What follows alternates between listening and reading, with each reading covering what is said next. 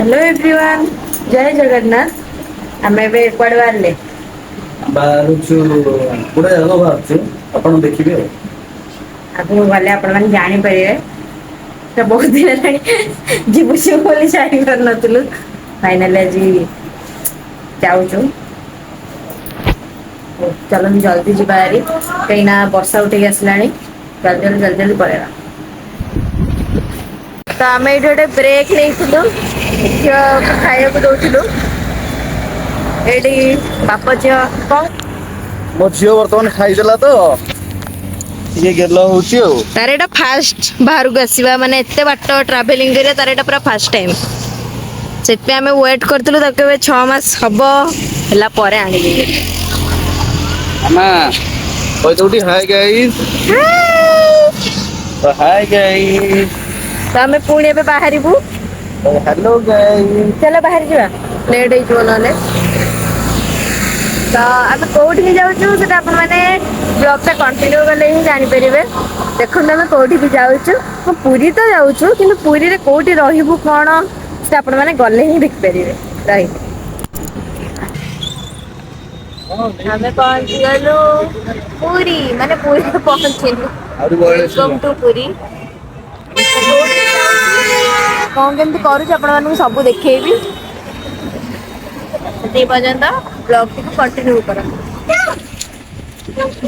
आम खाइबू इटा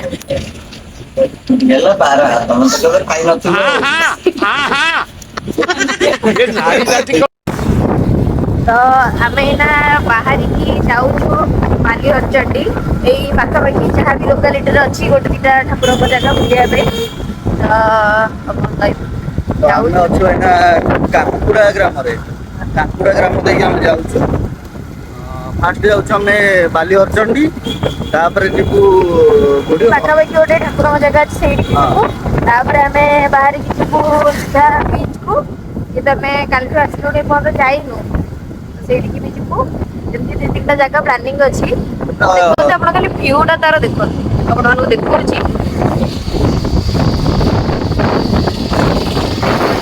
भ्यूटा अच्छी मतलब भ्यू पॉइंट टा पूरा बढ़िया लगुच तो आम जी देखुचे सब नड़िया गछ ही बहुत ना बाबा गछ बहुत आम झील नहीं आगे जाऊँ आगे दादा सहित जाऊँ व्यू देखो अपन व्यू देखो बहुत भल लगुच नड़िया गछ ही अच्छी आम आज कौन कौन पूरा करूँ पूरा दिनटा जाक मुझे देखी तो आम मोर मन पड़ा ब्लॉग टा बनवाई आम सका फ्रेश होगी खाई पी की बाहर की आसलु हेरी अध बाट पाखापाखि गले ना काकुड़ा ग्राम सी पाखापाखि गले तो मैक्सिमम वर्षे पर ना 8 मास पाखापाखि वर्ष रथयात्रा टाइम रे आसती मु प्रेग्नेंट थी बार वर्ष रथयात्रा टाइम रे आसी पार जानते छुआ अच्छी तो धरिक एत बाट ट्रावेल करवाटा छोट कथा आफ्टर 6 मंथ हो गला तो भाविलु नहीं गले चल बहुत लोक मैंने भाविले आम मानने कड़े कौन कर तुम किए मोर हूँ मो भाई रोचे मो भाई माने मो दादा पुओ रोचे फैमिली करके रोचे पूरी मंदिर में जॉब करती मंदिर में सेवायत अच्छा अच्छा कौन आसीपारू तो आज फाइनाली आम आसगल मैंने काली पहुँचलु आम काली सर टायर्ड हो जापर नु आज बाहर गड़गड़े लोकालिटी कौन अच्छी चार टीका मुझे नहीं जाऊँ जीव आम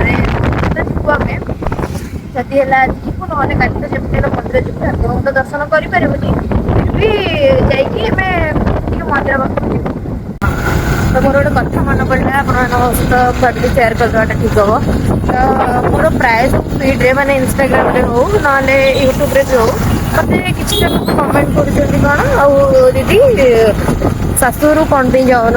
ଗୋଟେ ଛୋଟ ଛୁଆ ଅଛି, ତ ଅସୁବିଧା କଣ ହେଇଛି? ମତେ ପଚାରୁଛନ୍ତି ଆଉ ପୁରୀ ଯାଉଥିଲ ଆଗରୁ ବୁଲୁଥିଲ, ତ ଅସୁବିଧା କଣ ହେଲା? ଦେଖନ୍ତୁ ମୁଁ ଜାଣିଛି ଏଇଟା ମୋର କିଛି ଗୋଟେ ନିଜର ଲୋକମାନେ ହିଁ ଏସବୁ ଜିନିଷ କରୁଛନ୍ତି, ଫେକ୍ ଆକାଉଣ୍ଟ ଖୋଲିକି ଏସବୁ ସବୁ କରୁଛନ୍ତି। ମୋର ସେଥିପାଇଁ ମନ ଦୁଃଖ ନାହିଁ, କାହିଁକିନା ଭିତରେ କହିବାର କିଛି କଥା ନାହିଁ। ମୁଁ ଜାଣିଛି ସେ ନିଜର ଲୋକ ହିଁ ଏସବୁ କଥା କହୁଛନ୍ତି। ବାକି ଆପଣମାନେ ବ୍ୟସ୍ତ ହୁଅନ୍ତୁନି, ମୁଁ ଆପଣମାନଙ୍କୁ ସବୁ ଜଣେଇବି। ଖାଲି ଟିକେ ୱେଟ୍ କରନ୍ତୁ, ଠିକ ଟାଇମ ଆସିଲେ ମୁଁ ସବୁ କଥା ଜଣେଇବି ଆପଣମାନଙ୍କୁ, କଣ ହେଇଛି କଣ ନାହିଁ ମୋ ସହିତ ସବୁ ଜିନିଷ ଜଣେଇବି। ବାସ୍ ଖାଲି ମୁଁ ଅପେକ୍ଷା କରିଛି ସମୟକୁ, ସମୟ ଆସିଲେ ମୁଁ ଆପଣଙ୍କୁ ସବୁ ଜଣେଇବି।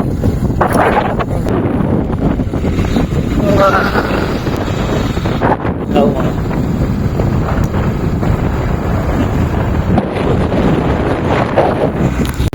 ସାଙ୍ଗମାନେ ଖାଲି ଭିଉ ଦେଖନ୍ତୁ। ସୁନ୍ଦର ଲାଗୁଛି ଜାଗାଟା। ଖାଲି ଝାଉଁ ବଣ। କେବଳ ଝାଉଁ ବଣ। ଆଣ୍ଡ ଲୋକ ତ ମାନେ ଜମା ନାହାନ୍ତି କହିବା ପାଇଁ ଗଲେ, ଏତେ ସୁନ୍ଦର ଲାଗୁଛି। ଆମେ ଆସିକି ପହଞ୍ଚି ଗଲୁ।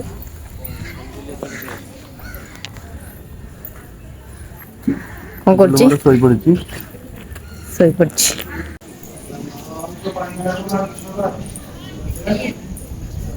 କିଣିଆ ନା କଣ? ହଁ। ଆଉ ଚାଲ କିଣିଦବା ଗୋଟେ। ପଇସା କିନ୍ତୁ ତୁ ଦବୁ। ତ ସାଙ୍ଗମାନେ ଆମେ ଏଇନା ଅଛୁ, ଏଇଟା କୋଉ ଜାଗା? ବାଲିହରଚଣ୍ଡୀରେ। ତ ଦେଖନ୍ତୁ ୟା ପଛପଟେ ହଉଛି ସମୁଦ୍ରଟା, ଆଣ୍ଡ ସାଉଣ୍ଡ ମାନେ ବହୁତ ଜୋରରେ ପୁରା ଆସୁଛି ସାଉଣ୍ଡ ସମୁଦ୍ରର। ତ ବହୁତ ବଢିଆ ଲାଗୁଛି ଜାଗାଟା, ବହୁତ ବଢିଆ ପବନ ବି ଦଉଛି। ଦେଖନ୍ତୁ ଖାଲି ଭିଉ ଟା।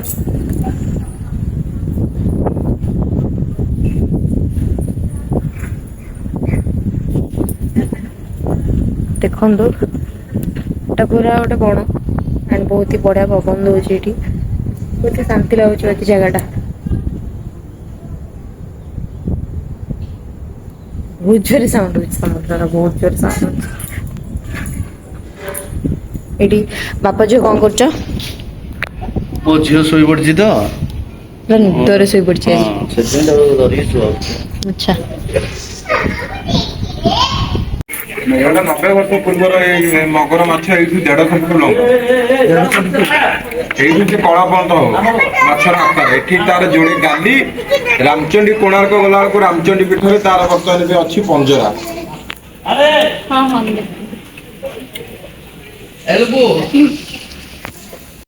ଏମିତି ଅଛି ଜାଗାଟା, ବହୁତ ହି ସୁନ୍ଦର, ବହୁତ ହି ବଢିଆ।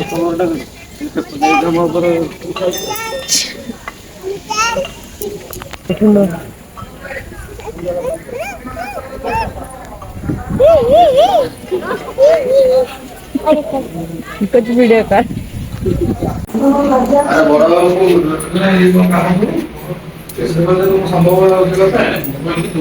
ଆମର ମନ୍ଦିର ବୁଲାବୁଲି ସଇଲା। ଗୁପଚୁପ ଖାଇଲୁ ଆଉ ଦହିବରା ଖାଇଲୁ। ସେଇଟା ଭିଡ଼ିଓ କରିହେଲାନି ସରି। କିନ୍ତୁ ଭୁବନେଶ୍ୱର ଅପେକ୍ଷା ବହୁତ ରେଟ୍ ନେଉଛନ୍ତି ଗୁପଚୁପ ବାଲା ଏଠି। ତ ଆମେ 30 ଟଙ୍କା ନେଉଛନ୍ତି ପ୍ଲେଟ୍, କିନ୍ତୁ ବହୁତ ଟେଷ୍ଟି ଥିଲା। ତ ବାହାରିଆ ଆମେ ଏଇନା ଅଲାରନାଥ ବାହାରିଆ। ମାମା କଣ କେତେବେଳୁ ବାହାରିଆ? ସରିଲାଣି ତ ସବୁ, ହଁ ସେମାନେ ଦି ଜଣ ଖାଉଛନ୍ତି, ଖାଇସାରିଲା ପରେ ବାହାରିବୁ ଆଉ। ତ ସେମାନେ ମାମା ବାହାରୁଛନ୍ତି, ଏଇଠି ଆମେ ବାହାରିଲୁଣି ଜଷ୍ଟ ଏବେ ବାହାରିଲୁ, ଯାଇକି ପହଞ୍ଚିବୁ। ପହଞ୍ଚିଲା ପରେ ଆମେ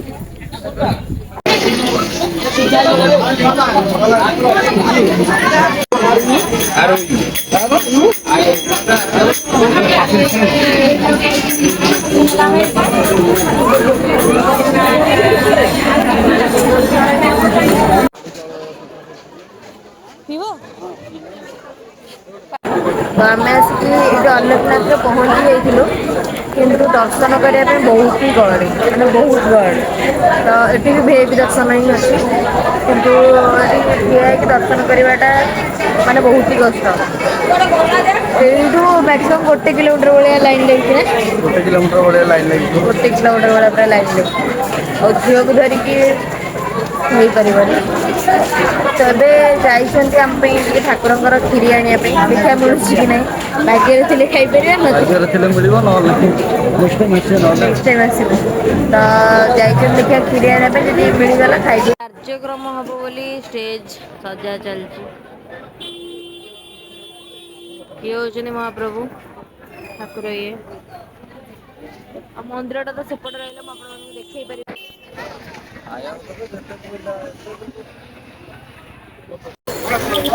ଆଉ ରହି ହେଲାନି ଆମେ ପଳେଇ ଠାକୁରଙ୍କର ଆସିଲୁ। କ୍ଷୀରି ବି ମିଳିଗଲା ଗାଇସ୍। ଫ୍ରି ତ ମିଳିଗଲା ତ ନେକ୍ସଟ ଟାଇମ କେତେବେଳେ ଆସିବୁ କାହିଁକି ନା ବହୁତ ଗହଳି ସକାଶେ ମୋ ଝିଅ ଯାଇପାରିବନି ତ ବାଧ୍ୟ ହେଇକି ପଳେଇ ଆସିଲୁ ଆମେ। ତ ଆମେ ଷ୍ଟାଣ୍ଡରୁ ବର୍ତ୍ତମାନ ଗାଡ଼ି ନେଇ ଆସିଛୁ ତ ବାହାରି ଗଲୁ ପୁରୀ ବାହାରୁଛୁ ଡାଇରେକ୍ଟ ତ ଆମେ ବିଚ୍ ପାଖରେ ଦେଖାହେବା।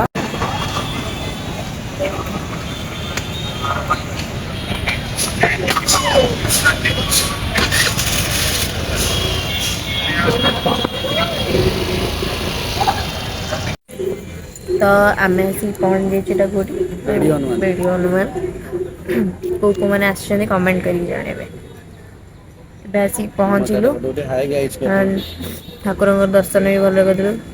ମୋର ଟିକେ ଥଣ୍ଡା ହେଇଗଲା ମାନେ ପ୍ରବଳ ଛିଙ୍କ ହେଇଗଲାଣି ମୋର। ଏଟା ହଉଛି ମନ୍ଦିର ବ୍ୟାକ୍ ସାଇଡ ଟା ଦେଖନ୍ତୁ ଏଇଟା ପୁରା ପୁରୀ ଏବେ ବାବାଜୀ ଏଇଠି ବସିଛନ୍ତି। ମାମା ଏଇଠି ମାମା ଡାକୁଛି ମାମା ଡାକୁଛି। ଆକ୍ଚୁଆଲି ତା ମୁହଁ ଟା ଟିକେ ଅସନା ହେଇଥିଲା ପୋଛିଦେଲି ମୁଁ କଳା ମୁଁ ବି ଆଣିନି ତ ଏବେ ଗୋଟେ କୋଉଠୁ କଳା ଆଣିକି ତାକୁ ଟିକେ ଲଗେଇଦବା କଳା ଆଣିକି ଲଗେଇଦବା। ତୁ କଣ କହୁଛୁ କହିଲୁ ତୁ କଣ କହୁଛୁ? କହିଦଉଟି ତୋ ବାବା କହିଦଉଟି ବାବା କହିଦଉଟି ସେ ଆକ୍ଚୁଆଲି ବାବା ଡାକିଲାଣି। ସେଥିପାଇଁ ତା ବାପାର କଣ ହେଇଗଲା ତମର ବହୁତ ଖୁସି। ମୁଁ ବହୁତ ଖୁସି ଅଛି କାହିଁକିନା ମୋ ଝିଅ ମତେ ଫାଷ୍ଟ ଟାଇମ ବାବା ଡାକିଲା। ମାମା ଡାକିନି ଏପର୍ଯ୍ୟନ୍ତ ମାମା ଡାକିନି ସେ ବାବାର ଝିଅ ବାବା ନା। ଆଗ ଡାକିଛି ସେ ଆଗ ବାବାର ଝିଅ। ହଁ ତ ଏବେ ଚାଲ ଏବେ ବାହାରି ଯିବା ସି ଟିକେ ଯିବା ବିଚ୍ ଆଡେ। ବୁଲାବୁଲି ବିଚ୍ କରିବା। ବୁଲା ପହଞ୍ଚି ଗଲୁ ଫାଇନାଲି ବିଚ୍ ରେ। ମାନେ ପୁରା ଗୋଟେ ବର୍ଷ ପରେ ଗୋଟେ ବର୍ଷ ହିଁ ଧରନ୍ତୁ ପୁରା ଗୋଟେ ବର୍ଷ ପରେ ବିଚ୍ କୁ ଆଜି ମୁଁ ଆସିଛି। ତ କଣ କରିବି ବହୁତ ଶାନ୍ତି ଲାଗୁଛି ଆମେ ଟିକେ ଫାଙ୍କା ପଟୁକୁ ହିଁ ଆସିଛୁ। ବେଶୀ ଯୋଉ ଗୋଟେ ଗହଳି ବେଶି ଗହଳି ନାହାନ୍ତି ହାଲକା ହାଲକା ଗହଳି। ମାନେ ବାଲି କଣ ଏତେ ଉଞ୍ଚାରେ ଉଠି ଯାଇଛି? ହଁ ସେ ଉଠି ଯାଇଛି ଆଉ। ଏଇଠି ମାମା ଶୋଇଛି ତା ବାବା ତାକୁ ନେଇକି ଯାଉଛନ୍ତି। ପାଗ ଟା ତ ପୁରା ବଢିଆ ଦେଇଛି। ଏପଟକୁ ଅନାଅ।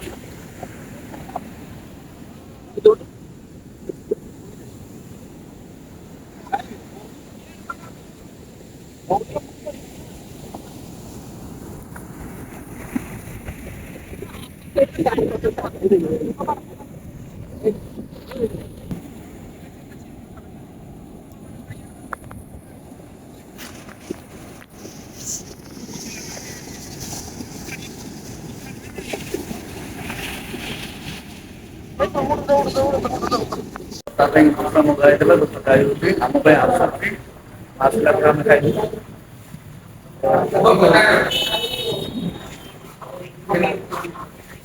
ଭଲ ଲାଗୁଛି ଏଠି ଆମର ତମେ ଆମେ ଆସିକି ପହଞ୍ଚିଲୁ ମନ୍ଦିର ପାଖରେ ଆଉ ବହୁତ ହି ଭିଡ ଅଛି ତ ଆମେ ବାହାରିକି ପଳେଇବୁ ବି ଜଲ୍ଦି।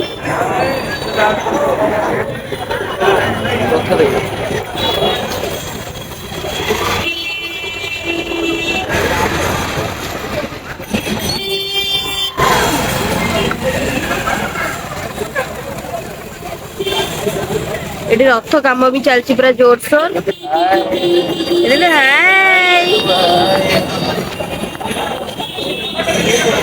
ଏଇଠି ମନ୍ଦିର।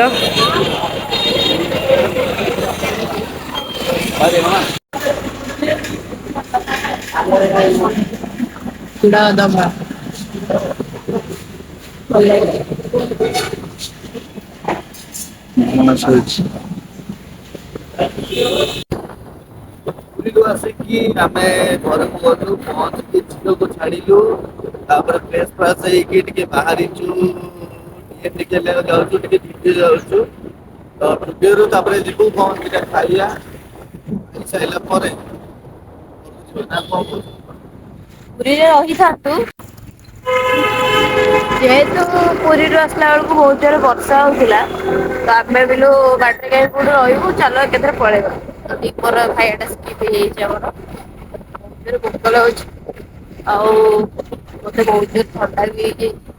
ଖବର ବାଜିବ ଆଜି ଝିଅକୁ ଛାଡି ଦେଇକି ଆମେ ଏବେ ଆସିଛୁ ଟିକେ କଣ ଖାଇଦେଇକି, ତାଙ୍କର କଣ କିଣାକିଣି କରିବାର ଅଛି ଜୁଡିଓରୁ, ନେଇକି ଆମେ ସିଧା ବାହାରି ଯିବା ଘରକୁ। ଯାଇକି ବାବୁମାନଙ୍କୁ ଦେଖଉଛି କଣ ନାହିଁ। ଏପଟେ ୱେଦର ଟା କେମିତି ଅଛି, ମାନେ ବର୍ଷା ଅଳ୍ପ ଅଳ୍ପ ହଉଛି, ମାନେ ଯାଇ ଆସି ହବ ପୁରା। ସେପଟେ ତ ବହୁତ ଜୋରେ ବର୍ଷା ହଉଥିଲା, ଆମେ ପୁରା ହଇରାଣ ହେଇଯାଇଛୁ ଆଜି।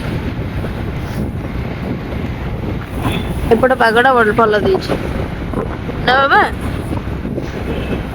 ଆଉ ବର୍ଷାରେ ବି ଓଦା ହେଇକି ଆସିଛୁ। ହଁ ପା ସେଇ କଥା କହୁଛି।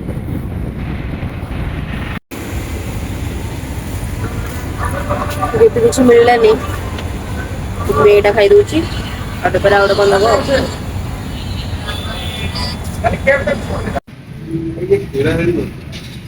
ଏଇଟା ଆଣିବ?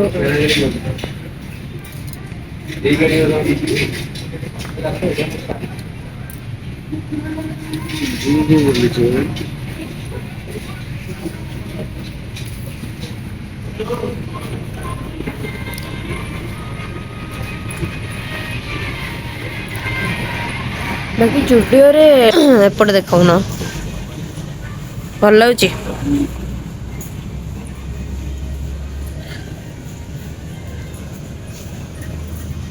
ଝିଅ ପାଇଁ କଣ ମିଳିବ? 1 to 6 year। ସେପଟେ ଗୋଟେ ଟପ୍ ଦେଖିଥିଲି, ମେ ବି ତାକୁ ହବ ବୋଧେ। କଲେକ୍ସନ କମ ଅଛି ବାକି ଭଲ ଅଛି। 1 year ପାଖାପାଖି ପିଲାଙ୍କର। ଏଇଟା ତାକୁ ହବନି, ନହେଲେ ଭଲ ଲାଗୁଥିଲା। କଣ କହୁଛ, ଭଲ ଲାଗିଲା? ହଁ ଭଲ ଲାଗିଲା, ଭଲ କଲେକ୍ସନ ଅଛି କିନ୍ତୁ ଏତେ ବି ନାହିଁ, ଚଳିବ। ମତେ ଏଇଟା ଆଣିଲି ବୋଲି ମତେ ଭଲ ଲାଗିଲା। ଆମେ ଫାଷ୍ଟ ଜୁଡିଓରେ ଯୋଉଟା ଥିଲା ସେଠିକି ଯାଇଥିଲୁ।